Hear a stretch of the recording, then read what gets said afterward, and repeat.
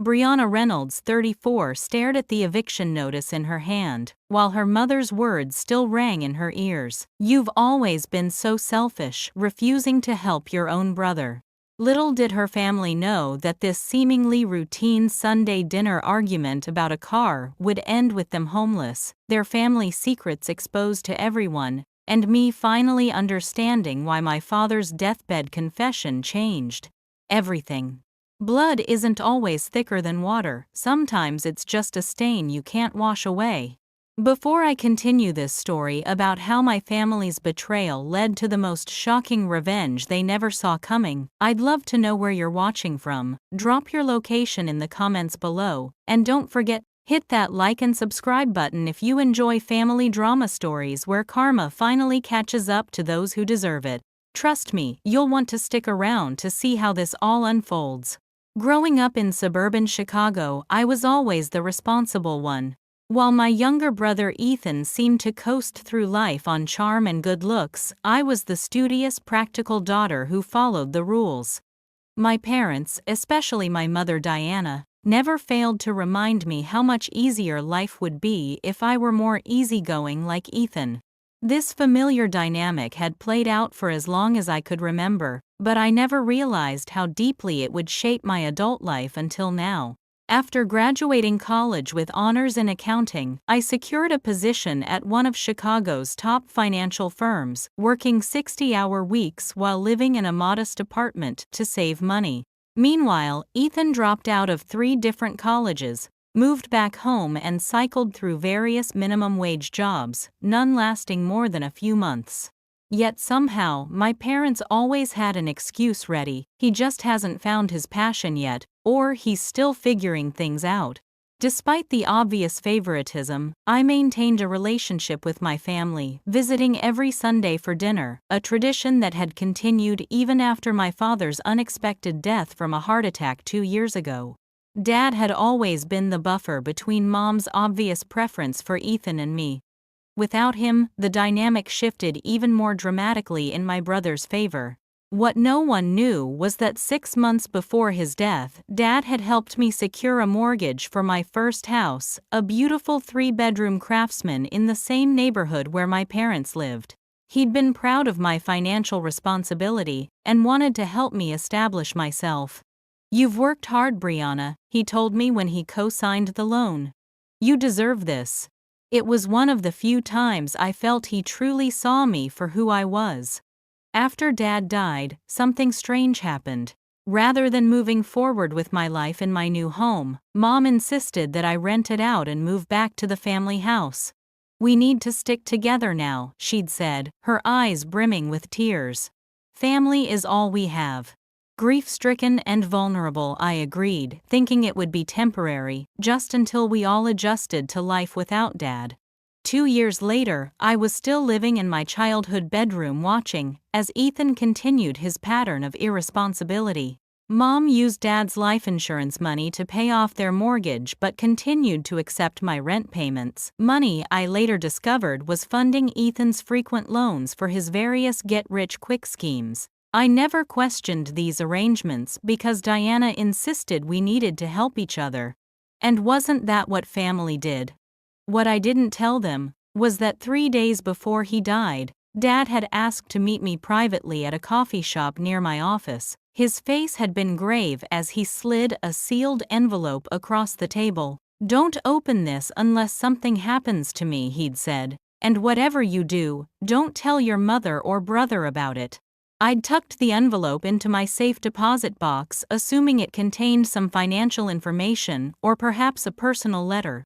After his death, I'd been so consumed by grief that I'd forgotten about the envelope until last month when I was updating my own will. What I found inside changed everything I thought I knew about my family, a family secret so devastating that it explained the decades of favoritism and emotional manipulation. Inside was a paternity test dated 18 years earlier, proving that Ethan was not my father's biological son. Accompanying the test was a handwritten letter from Dad, explaining that he'd discovered Mom's affair shortly after Ethan was born, but had chosen to raise him as his own. I couldn't bring myself to leave, he wrote. But I've always worried that my inability to truly see him as my son has affected how I treated him. Perhaps that's why your mother has always been so protective of him. The revelation stunned me. All those years of feeling second best suddenly made a twisted kind of sense. Dad's guilt over his complicated feelings for Ethan had allowed Mom to overcompensate, creating a family dynamic where I was perpetually sidelined. I kept the information to myself, unsure how or even if I should use it. Instead, I quietly began making plans to move back into my own house, informing the tenants that I wouldn't be renewing their lease when it expired in 3 months. I didn't tell my family. I needed time to process everything and decide how to move forward. And then came last Sunday's dinner, the breaking point that would finally expose everything. Mom had prepared her usual elaborate meal: roast beef, mashed potatoes, and apple pie, Ethan's favorites. As we sat around the dining table that had witnessed countless family dramas, Ethan announced his latest opportunity. "I've been offered an amazing job at this tech startup," he said, beaming. "It's going to be huge. I just need reliable transportation to get to their office in the suburbs." Mom turned to me, her expression already formed into the expectant look I knew too well. "Brianna, you've been so blessed with your career. Don't you think you could help your brother get started with his ass?" And just like that, the stage was set for a confrontation that would change everything. "You want me to buy Ethan a car?" I asked, setting down my fork carefully beside my barely touched dinner. The familiar knot of frustration tightened in my chest. Mom's smile was sweet, but her eyes held that steely determination I'd come to recognize throughout my childhood. "Not buy him a car, sweetheart, just help him with a down payment. Maybe co-sign a loan, you have such good credit." Ethan nodded enthusiastically. "It wouldn't be anything fancy. Just something reliable to get me to work. This job is going to change everything, Brie. I can feel it." I took a slow sip of water, buying time. Over the years, I'd helped Ethan with countless investments: the online dropshipping business, the cryptocurrency trading scheme, the personal training certification he never completed. Each time the money had disappeared with nothing to show for it. "What's the startup?" I asked. Ethan shifted in his seat.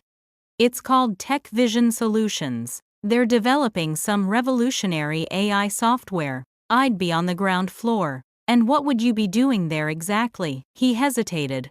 "Well, initially it's a sales position, but the potential for advancement is huge." I pulled out my phone and quickly searched the company name. Nothing came up except a generic website with stock photos and vague descriptions. Another red flag. "I think I'll pass," I said, sliding my phone back into my pocket. "I'm actually planning some financial changes myself." Mom's smile vanished. "What changes?" This wasn't how I'd planned to tell them, but the moment seemed to have arrived organically. "I'm moving back into my house. The tenant's lease is up in 3 months." The silence that followed was deafening. Mom's face transitioned from surprise to confusion to something darker. "But why would you do that? We're doing fine here together, aren't we a family?" "I'm 34, Mom. It's time I lived in my own home again." Ethan snorted. Classic Brianna. Always thinking about herself. Something inside me snapped. 2 years of suppressed resentment, decades of being the reliable daughter who never quite measured up, and the fresh wound of my father's revelation all converged in that moment. "I've been paying rent here for 2 years," I said, my voice steady despite the anger building inside me. "Where has that money been going?" Mom's cheeks flushed. "That's none of your concern. We're family. We share expenses."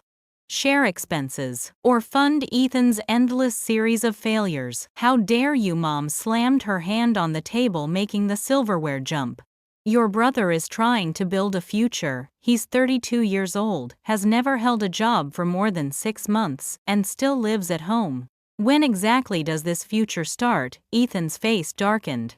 "Not everyone can be a stuck-up corporate drone like you, Brie. Some of us have ambition." I laughed, the sound harsh even to my own ears. Ambition, is that what you call it? Because from where I'm sitting, it looks a lot like freeloading.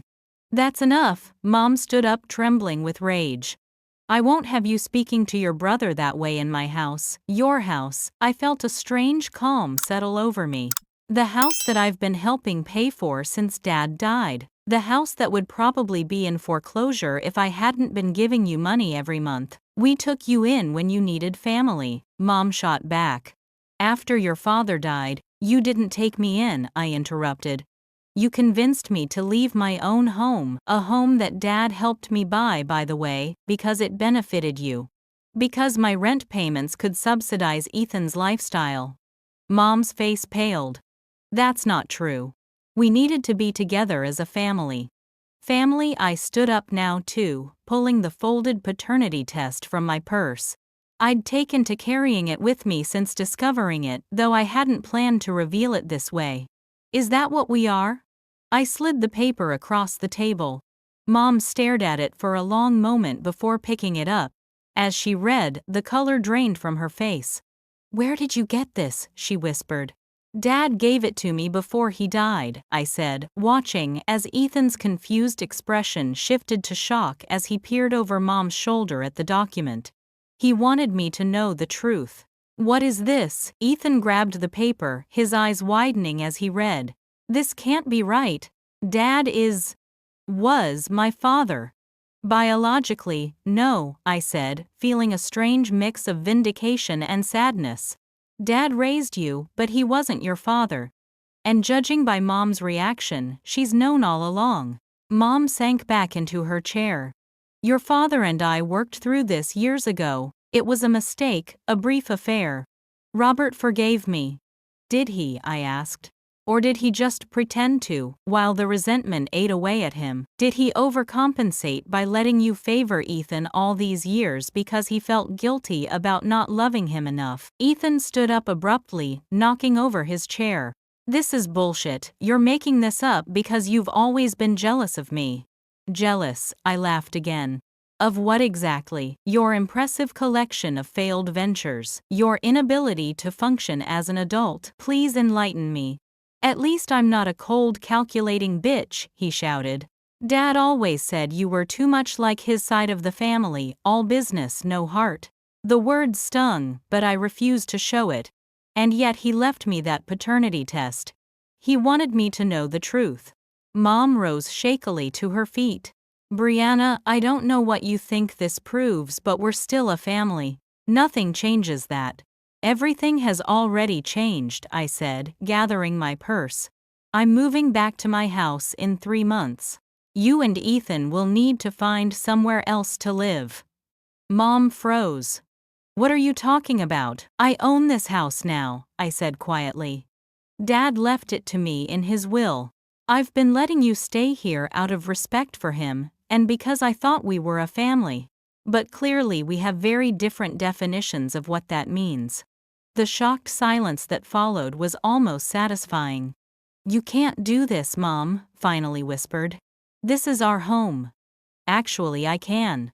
And it's my home. Check the county records if you don't believe me.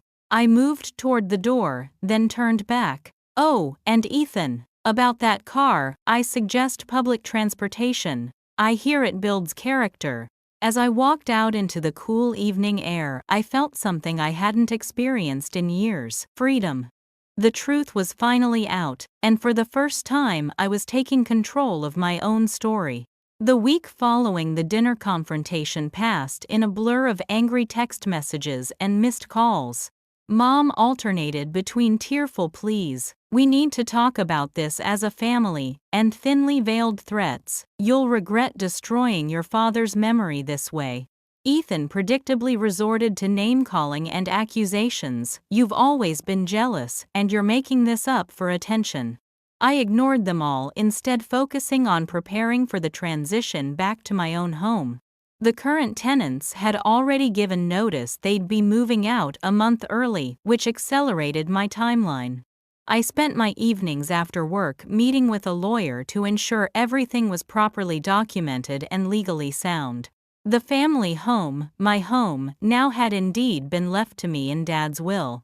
Mom had known this all along, but had convinced me it was just a temporary arrangement while his estate was settled. Another lie in a long history of deceptions. Your mother has no legal claim to the property, my lawyer Marissa confirmed after reviewing the documents. She's essentially been a tenant at will. You're well within your rights to ask her to vacate. And if she refuses, Marissa's expression was sympathetic but firm, then we proceed with formal eviction. I don't recommend that route unless absolutely necessary. It can get messy and expensive. But it's an option. The thought of having my own mother served with eviction papers made my stomach clench despite everything. Family ties, even damaged ones, weren't so easily severed. 3 days after the confrontation, I arrived home from work to find Mom sitting on the front porch, her eyes red-rimmed from crying. I hesitated before joining her on the swing that Dad had installed when I was 10. I loved your father, she said without preamble. What happened with Jonathan, Ethan's biological father, it was a mistake. Robert and I were going through a rough patch. He was always working and I felt lonely. It doesn't excuse what I did, but I need you to understand that I never stopped loving your dad. I remained silent, watching a pair of cardinals flit between the branches of the maple tree Dad had planted when we first moved in. Robert wanted to leave when he found out, Mom continued, her voice barely above a whisper. But I begged him to stay for you. You were only 2. I promised him things would be different. And were they? I asked, finally looking at her. Mom's gaze dropped to her hands, twisted together in her lap. We tried. For years we really tried. But something had broken between us. Robert threw himself into his work even more, and she trailed off. You overcompensated with Ethan, I finished for her. She nodded slowly. I felt guilty. Ethan didn't ask to be born into such a complicated situation. And then, as he got older, he started to struggle in school with friends. He wasn't like you, always so capable and independent. He needed more support. And I didn't. The question hung in the air between us. You were so much like your father, strong, self-sufficient. I thought you didn't need me the same way. I laughed, a short, pained sound. Everyone needs their mother, Mom. Everyone needs to feel like they matter. A tear slipped down her cheek. I never meant to make you feel like you didn't matter. But I didn't, did I? Not compared to Ethan. She didn't deny it, which somehow hurt more than if she had lied again. Does Ethan know who his biological father is? I asked after a long silence. Mom shook her head. Jonathan moved away before I even knew I was pregnant. Last I heard, he was living somewhere on the West Coast. He never knew about Ethan, and Robert insisted we keep it that way. I processed this information, trying to imagine how my father must have felt, raising another man's child while hiding such a painful secret. It explained so much about the strained dynamic in our home, the distance that had always existed between Dad and Ethan. I don't hate you, Mom, I said finally. But I can't keep pretending that everything is okay. I can't keep supporting you and Ethan while you treat me like an ATM rather than a daughter. I never saw you that way, she protested weakly. Didn't you? When was the last time you asked about my life, my work, my dreams? When was the last time you supported me the way you constantly support Ethan? She had no answer. I'm moving back to my house in 2 months, I said, standing up. You and Ethan need to find somewhere else to live by then.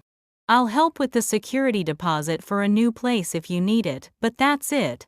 No more monthly checks, no more bailing out Ethan's failed ventures, no more pretending we're one big happy family. Where are we supposed to go? Her voice had a panicked edge. That's not my problem anymore, I said, surprised at how calm I felt. You're both adults. Figure it out. As I turned to go inside, Mom grabbed my wrist. He's still your brother, Brianna. Blood or not, you grew up together. Doesn't that mean anything to you? I gently removed her hand. It meant everything to me. That's why it hurt so much when you both treated me like I didn't matter. That night, I slept better than I had in years, the weight of decades of unspoken resentment finally lifting. For the first time, I'd spoken my truth without apologizing for it, without minimizing my feelings to keep the peace. It felt like breathing fresh air after being underwater for too long.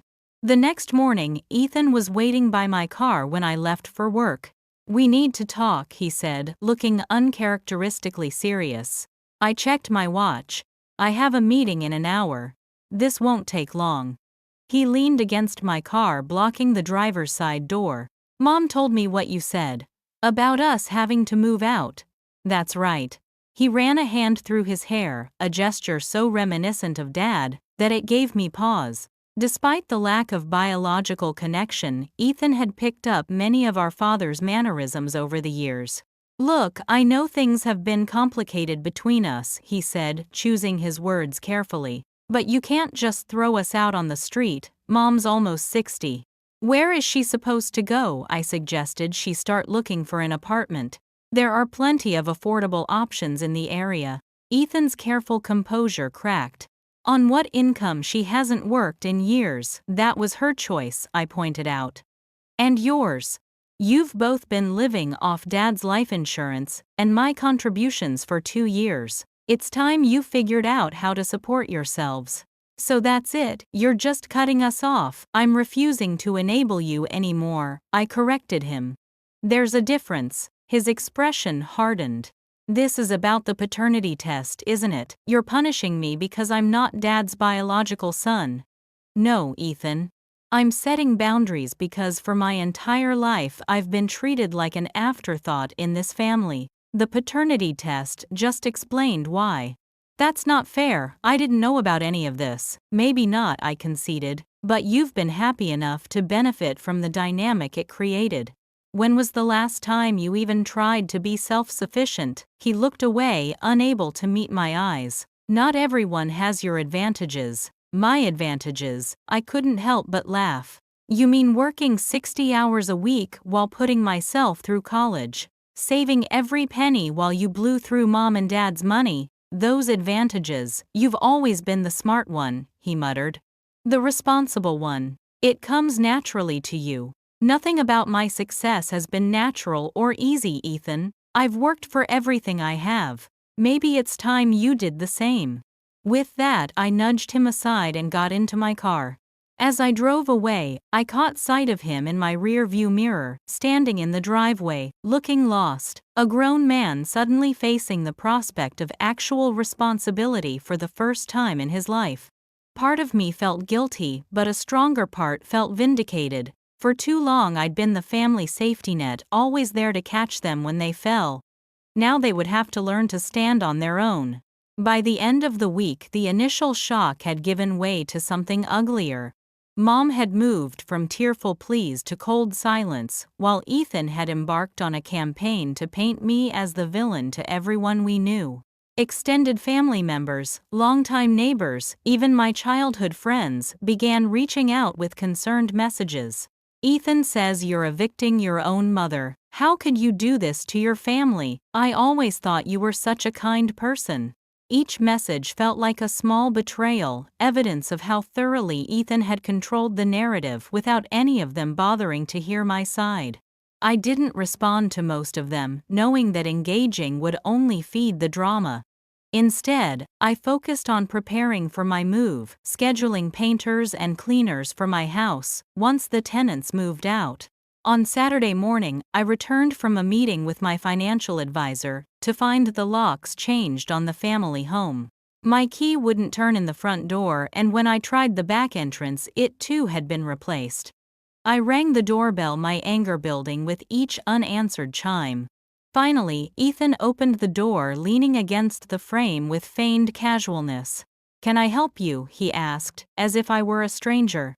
"What did you do to the locks?" I demanded. He shrugged. "Mom was concerned about security. We've had some strange people in the neighborhood lately."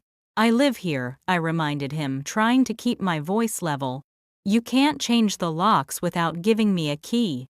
"Do you though? You've made it pretty clear you don't consider this your home anymore." Besides, technically the house isn't in your possession until Mom moves out, right? I took a deep breath, recognizing the trap. If I acknowledged that the house wasn't legally mine until the current occupants vacated, I'd be undermining my own position. Let me in, Ethan. My things are inside. He hesitated, then stepped aside with exaggerated courtesy. By all means. As I entered, I immediately noticed that something was different. The living room had been rearranged. Dad's old recliner was gone, replaced by a sleek leather gaming chair I'd never seen before. A large new TV dominated the wall where family photos had once hung. "Where's Dad's chair?" I asked, a knot forming in my stomach. "We sold it," Mom said, appearing in the kitchen doorway.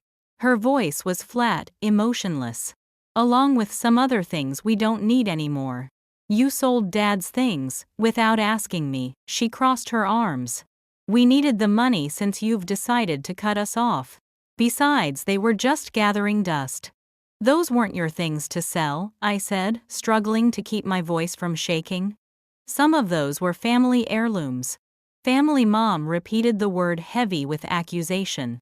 "I thought we didn't qualify as that anymore." I pushed past her into the kitchen, then stopped short. The antique china cabinet that had belonged to my grandmother, Dad's mother, was empty. The collection of Wedgwood plates and crystal glasses that had been passed down through generations of my father's family had vanished. "Where is it?" I turned to Mom, no longer bothering to hide my anger. "Where's Grandma Reynolds' china sold?" she said simply. "To that antique dealer on Maple Street. He gave us a fair price." The room seemed to tilt beneath me. Those dishes had been promised to me since I was a little girl. "You had no right," I whispered. "We had every right," Ethan interjected, joining us in the kitchen. "Mom needed money to pay the deposit on a new apartment, since you're so determined to throw us out." I offered to help with the deposit, I reminded them. "Your kind of help always comes with strings attached," Mom said bitterly.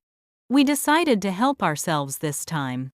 I looked around the kitchen, noticing more missing items. The sterling silver serving set from my other grandmother, the handcrafted wooden salad bowl Dad had bought on our trip to Vermont, the vintage cookie jar that had always held Mom's chocolate chip cookies when I was growing up, all gone. "What else did you sell?" I asked, though I was afraid to hear the answer. Mom's expression remained impassive. "Whatever we could. Times are tough when your only daughter abandons you." The unfairness of her statement hit me like a physical blow. "I'm not abandoning you. I'm asking you to take responsibility for yourselves for once." "By making us homeless," Ethan challenged. "By expecting you to live like normal adults who pay their own way," I shot back. "And don't pretend you're destitute. Dad left enough life insurance to give you both a fresh start." "Where did that money go, Mom?" Her gaze slid away from mine. "We had expenses." "Like what?" "The mortgage was paid off." What expenses could possibly have eaten through a $500,000 life insurance policy in 2 years? Neither of them answered. But I noticed Ethan shifting uncomfortably. "It was you, wasn't it?" I asked him directly.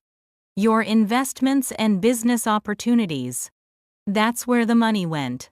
"I'm going to pay it back," he muttered. "Once my new job takes off." "The job at the fake tech company that doesn't exist, that job." His face flushed. "Tech vision is real. Just because you couldn't find them online doesn't mean I checked with the state business registry," I interrupted. "There is no registered company by that name in Illinois or any neighboring state." "You're lying just like you always do." Mom stepped between us. "That's enough, Brianna. I won't have you attacking your brother this way." "My brother," I repeated the words, bitter on my tongue. "The son you chose over me for 34 years because you felt guilty about cheating on Dad. The son who's bled you dry financially while I've been supporting all of us. That brother." Her hand came up so fast I didn't have time to react. The slap caught me across the cheek, the sound sharp in the quiet kitchen. I staggered back more from shock than pain. Get out, Mom hissed, trembling with rage. Get out of my house. Your house, I touched my stinging cheek. You know what, fine, I'll go. But when I come back, it will be with a sheriff's deputy and formal eviction papers. I turned to leave, then paused at the doorway. Oh, and don't bother selling anything else. I'll be filing a police report for theft of inherited property. Grandma's china alone was appraised at $15,000 last year for insurance purposes. The color drained from Mom's face. You wouldn't. Watch me, I said, holding her gaze. You chose this path, not me. As I walked to my car, I could feel them watching from the window. The finality of what had just happened settled over me like a heavy cloak. There would be no reconciliation, no healing of family bonds. We had crossed a line that couldn't be uncrossed. I sat in my car for a long moment, trying to process the magnitude of the situation. Then I pulled out my phone and made 3 calls, first to my lawyer, then to the police department, and finally to a locksmith. This wasn't just about the house anymore. This was about standing up for myself after a lifetime of being pushed aside.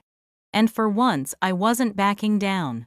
Have you ever had to make a difficult decision that put your own well-being first, even when others called you selfish for it? I've spent my whole life trying to please my family, but sometimes you have to draw a line. If you're enjoying this journey of self-discovery and family drama, hit that like button and subscribe to follow more stories about finding your voice. I'd love to know if you've ever faced a similar situation. Share your thoughts in the comments below. Now let's get back to what happened next. Monday morning found me in Marissa's office, surrounded by legal documents and family photos I'd managed to rescue from the house before the confrontation escalated. I'd spent the weekend in a hotel, unwilling to return to a place where I'd been physically assaulted, even if the assailant was my own mother. This complicates things, Marissa said, reviewing my statement about the slap and the sold belongings. But it also strengthens our position. What your mother and brother did constitutes conversion, essentially theft of your property.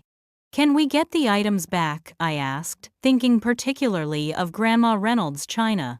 Those pieces had been in our family for generations, carrying stories and memories that couldn't be replaced by any monetary value.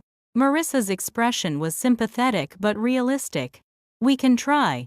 I'll subpoena records from the antique dealer, but if they've already sold the items to third parties, recovery becomes more difficult. We'd likely be looking at monetary compensation instead. It's not about the money, I said, frustrated. Those things were part of my heritage, my connection to Dad's family. I understand, she said gently. We'll do everything we can. In the meantime, we need to focus on the eviction process. Given the circumstances, especially the assault, I recommend we file for an emergency hearing rather than going through the standard timeline. I nodded, trying to ignore the knot of emotion in my chest. How had things deteriorated so quickly? A week ago I'd been having Sunday dinner with my family. Now I was filing assault charges against my mother and eviction papers against both her and my brother. What about my belongings still in the house? I asked, thinking of my clothes, personal items, and especially the small keepsakes of Dad's that I'd kept in my room, his watch, the fountain pen he'd used to sign important documents, the dog-eared copy of To Kill a Mockingbird that he'd read to me as a child. We'll request a civil standby. A police officer will accompany you to retrieve essential items. Given the volatile situation, I don't recommend going alone. The thought of entering my childhood home with a police escort seemed surreal, but I agreed. The old rules no longer applied. This was war now, and I needed to protect myself. The next day, Officer Reyes met me outside the house at the appointed time. He was middle-aged with kind eyes that had seen too much family conflict to be surprised by anything. I'll be present just to keep the peace, he explained as we approached the front door. I can't mediate your dispute or help move large items. This is purely for everyone's safety. I nodded, my heart racing as I rang the doorbell. No one answered. After the third attempt, Officer Reyes suggested we try the back door. We found it unlocked, the kitchen empty. The house had an abandoned feel to it, mail piled up on the counter, unwashed dishes in the sink. "Hello," I called out, my voice echoing in the quiet space. "Mom, Ethan, it's Brianna. I'm here with Officer Reyes to collect my things." Silence greeted us. I glanced at the officer who shrugged. "Let's proceed. Just get what you came for." I moved quickly through the house, filling 2 suitcases with clothes and personal items from my bedroom. Most of my professional wardrobe was still at my apartment, thankfully, but I had left winter clothes and sentimental items behind. As I packed, I noticed small things missing: my high school yearbooks, the silver locket Dad had given me for my 16th birthday, the framed photo of the 4 of us at Disney World when I was 12. In Dad's study, the damage was even more apparent. His desk had been cleared out, the filing cabinets emptied. The built-in bookshelves that had once held his treasured first-edition classics were bare, except for a few paperbacks, too common to be worth selling. They took everything I whispered, a fresh wave of grief washing over me. Even his presence in the house had been erased, as if they were determined to excise all traces of the man who had raised us both regardless of biology. Miss Reynolds. Officer Reyes appeared in the doorway. "I've just received a call from dispatch. Your mother phoned the station claiming we're trespassing." I explained the situation, "But you might want to wrap this up quickly."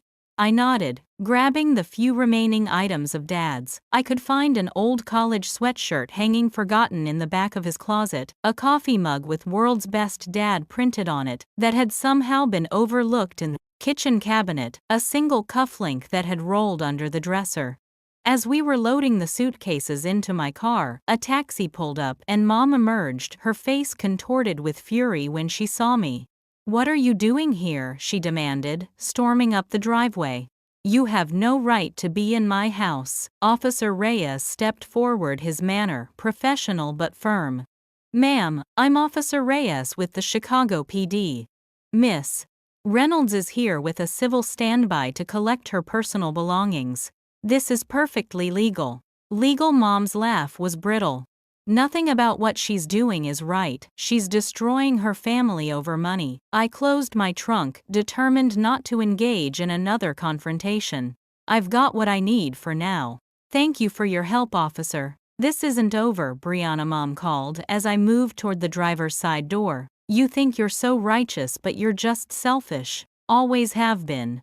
I paused, the familiar accusation hitting its mark despite my best efforts to shield myself.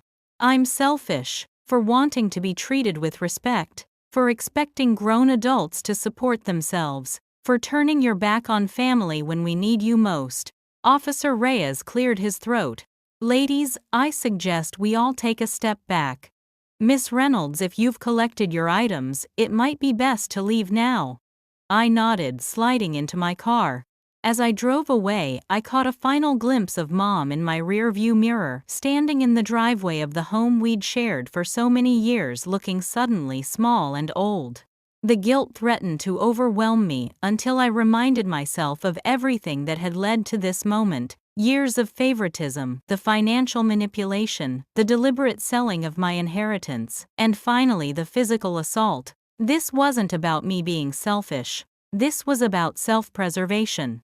The legal proceedings moved forward with inexorable momentum. Mom and Ethan were served with formal eviction notices, giving them 30 days to vacate the premises.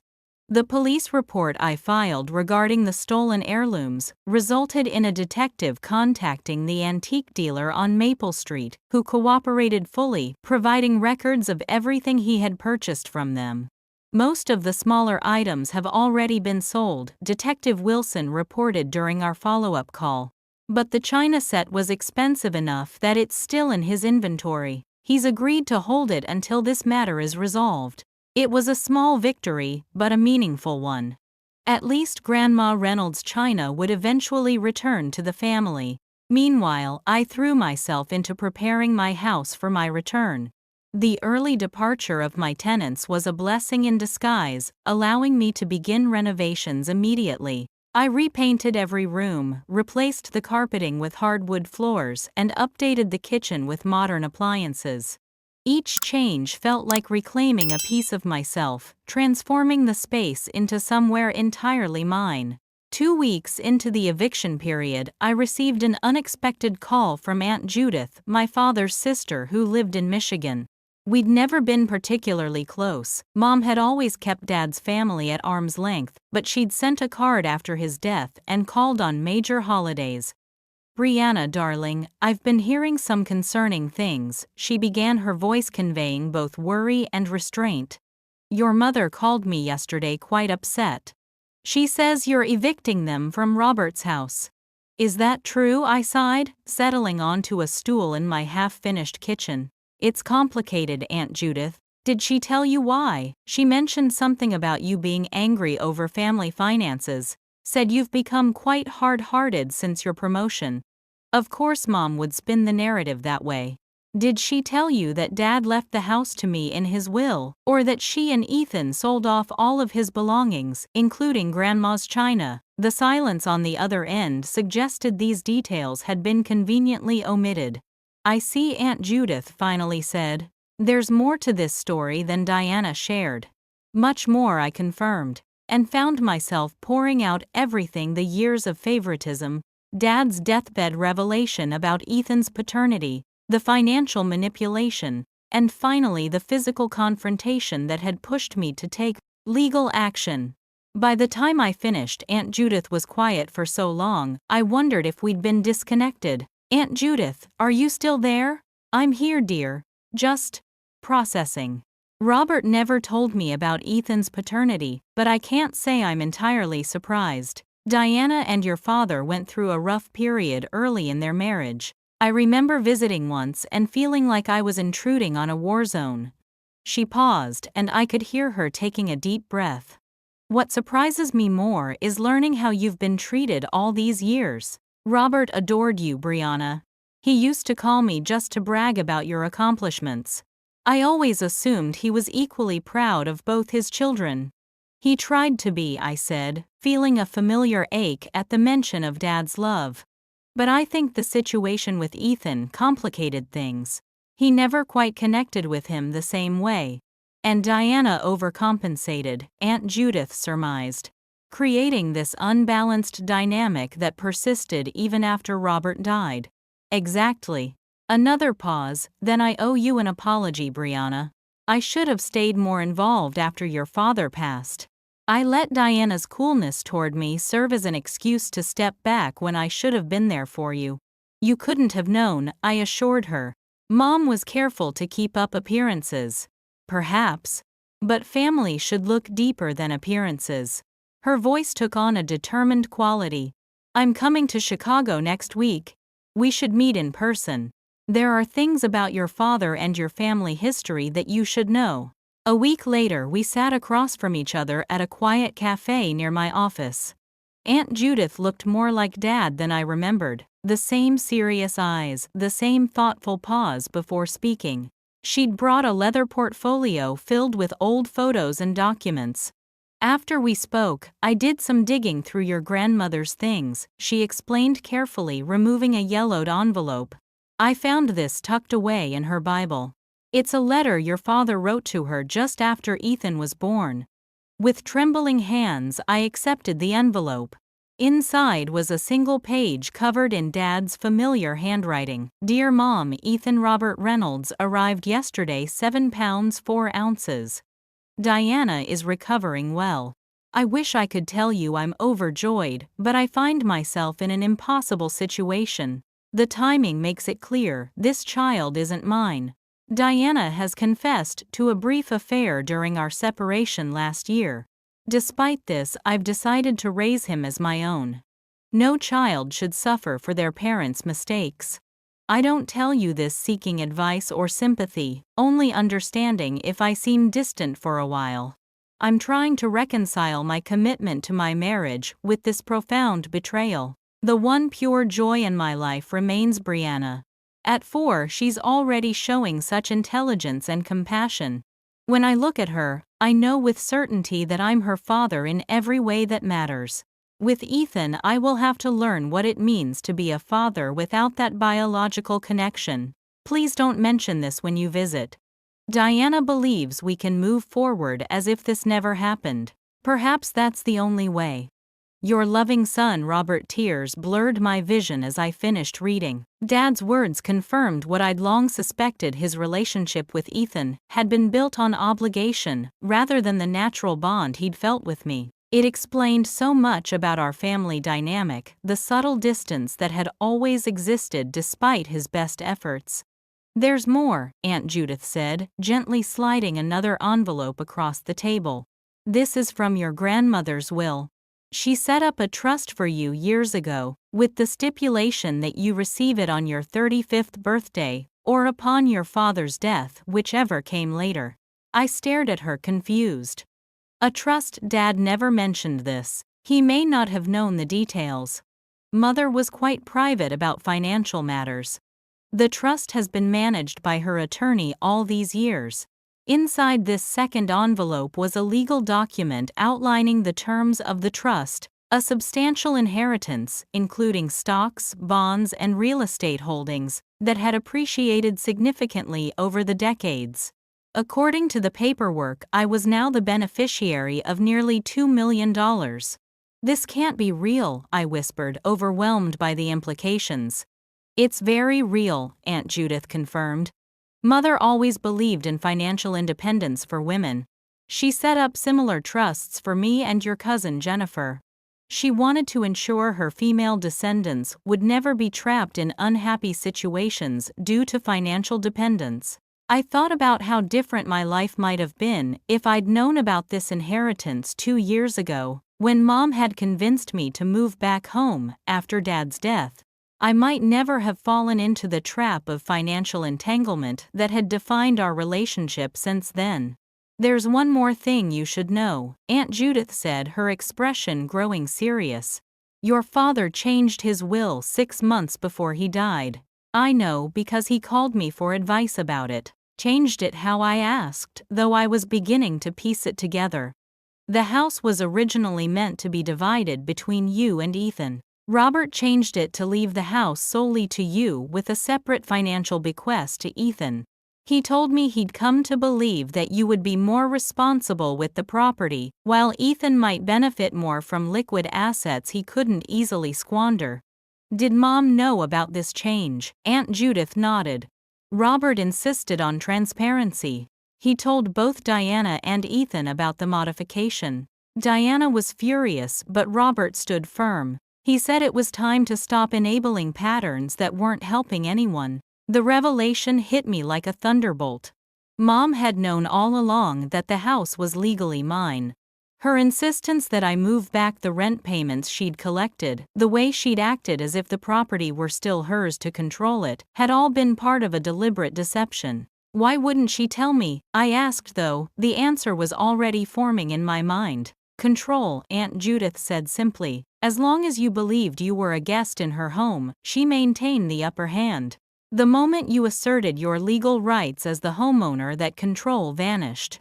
It explained Mom's extreme reaction to my announcement about moving back to my own house. She hadn't just been losing her adult daughter's financial support, she'd been facing the collapse of the careful fiction she'd constructed after Dad's death. As Aunt Judith and I continued talking, other pieces fell into place. Dad's insistence on helping me buy my own house years ago had been his way of ensuring I had independence. The envelope he'd given me days before his death, containing not just the paternity test but contact information for his attorney, had been his attempt to protect me from exactly the situation that had unfolded. By the time we parted ways, I felt both lighter and heavier.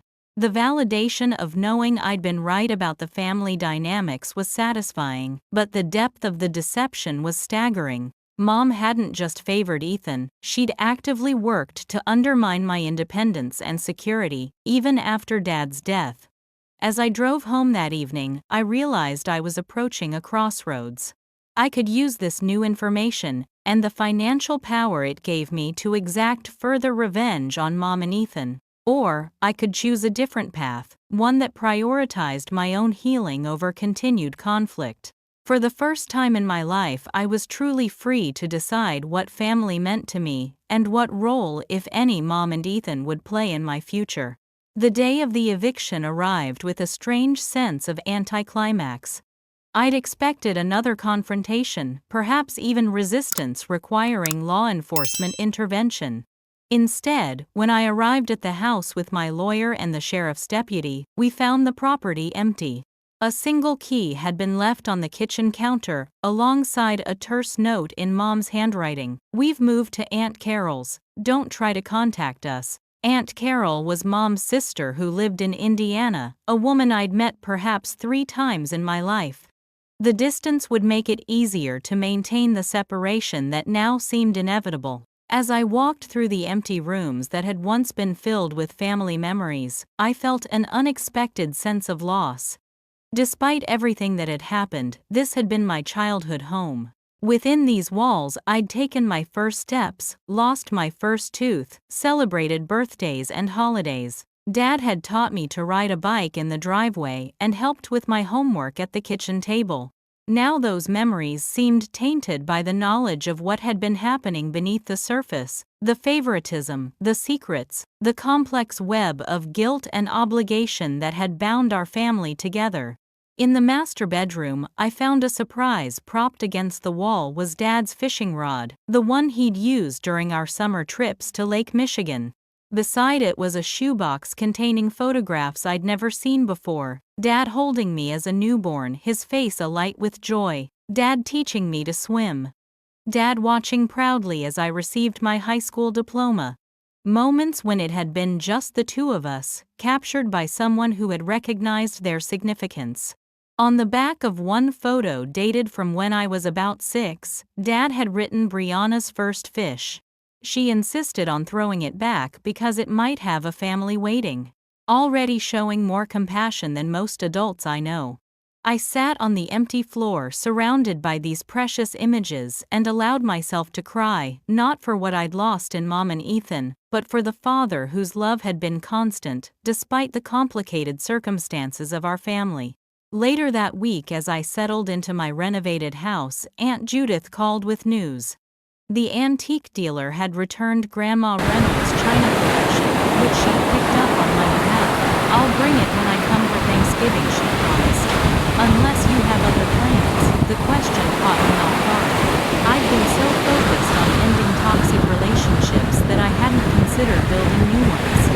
I'd love that, I said, surprised by how much I meant it. In the months that followed, I created a new kind of family, one built on mutual respect rather than obligation. Aunt Judith became a regular visitor. I reconnected with cousins I'd barely known growing up. I deepened friendships with colleagues who had stood by me during the legal battle.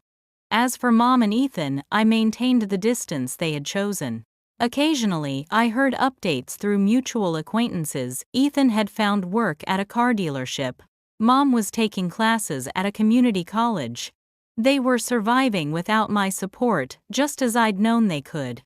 The trust from Grandma Reynolds allowed me to establish a foundation, supporting educational opportunities for first-generation college students. The work became a passion, a way to honor Dad's belief in the transformative power of education.